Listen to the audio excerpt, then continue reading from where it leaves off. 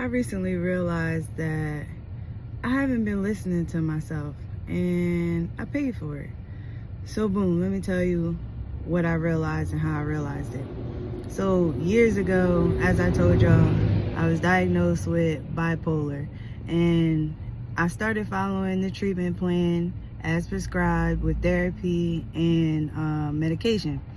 All right, so time had passed, I'm following the treatment plan and I'm feeling like nothing has really changed. And at this point, I have been convinced that yes, I've been experiencing mood change, because in my mind, I was just going from like happy to sad, like depressed 1 minute, but then I'm cool the next. You know what I mean? Like no mania, nothing like extreme.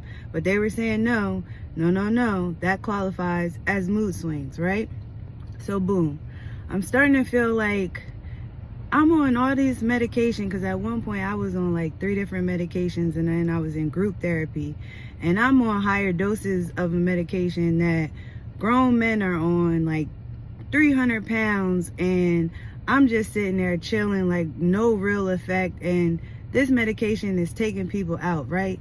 So that should have been my first red flag, but no, I ignored it. I listened to the doctors, continued, the treatment. Long story short, I start listening to myself like something's not right. It's been a few years, we done tried this medication, that medication, no real changes. So I take it upon myself to go get some like neurological work and psychological testing done, where they do various testing, right? So long story short, I learned that I was actually not bipolar. It was a misdiagnosis with definitive research or data behind it, as well as I have ADHD and suffer from like depression, like diagnosed depression and diagnosed anxiety, right? And so I learned that the two, anxiety and depression, together mimic bipolar symptoms.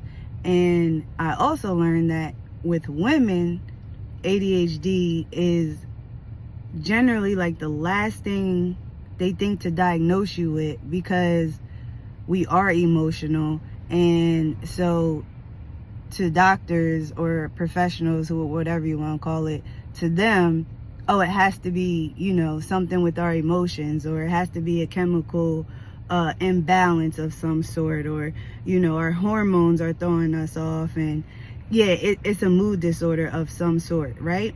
No. And I should have listened to myself sooner, because I would have saved myself so much time, agony, pain. I could have been healing a lot sooner, but I listened to the doctors. So yeah, listen to yourself. That's what I learned, because when you don't listen to yourself, sometimes it causes more harm than good. Listen to your gut, y'all.